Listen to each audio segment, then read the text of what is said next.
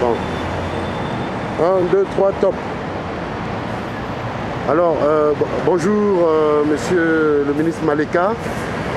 Bonjour Monsieur Tungamani. Alors, vous êtes deux éminents représentants de la coordination générale des assises et vous venez de sortir de l'ambassade des États-Unis. Alors, quelles sont vos premières impressions d'ensemble de cette visite, Monsieur Maleka? Bonjour, les impressions sont excellentes. Nous avons été reçus par le responsable des affaires politiques, M.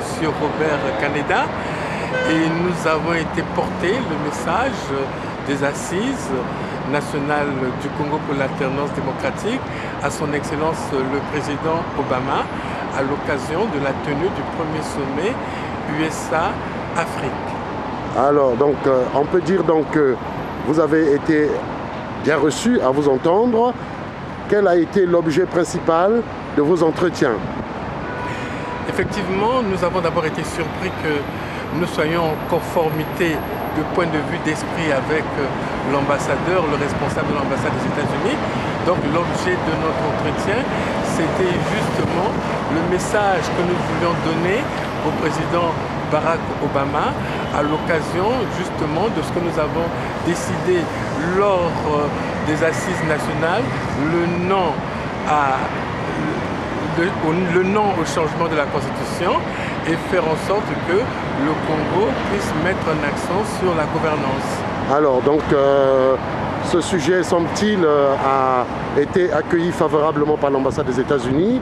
Et M. Tungamani, à cette occasion, est-ce que vous avez tiré quelques impressions particulières des sujets qui préoccupent les États-Unis par rapport au Congo-Brazzaville?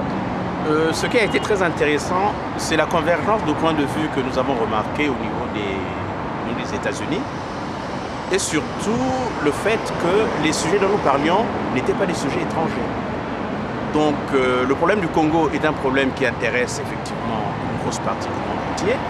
Et j'ai été très content effectivement que nous commencions à dérouler petit à petit les décisions qui ont été prises au niveau des assises. Beaucoup de décisions dont la plus importante est celle de faire connaître au niveau de l'opinion internationale le drame qui est en train de se préparer. Les Américains sont bien au courant. Ils se sont intéressés à l'affaire du beach, comme quoi ce n'est pas qu'une affaire congolaise ou française. Ils se sont également intéressés au bien mal acquis, en estimant effectivement qu'avec tout l'argent que nous mettons, que les responsables politiques congolais sont en train de détourner, une grosse partie des problèmes du Congo aurait pu être résolus. Je pense que ce que nous avons fait n'est que le début. Nous avons dit que les assises, ce n'était qu'une petite occasion, un point de départ. Nous allons déposer au niveau de toutes les ambassades ce que pensent les assises, c'est-à-dire, comme l'a dit le coordonnateur général, un non à la Constitution, également un regard très très critique par rapport à la mauvaise gestion au niveau du Congo. Alors, monsieur le coordonnateur général des assises, vous avez donc noté avec satisfaction que votre séjour aux États-Unis, finalement, était attendu. Est-ce que vous pouvez nous en dire un mot?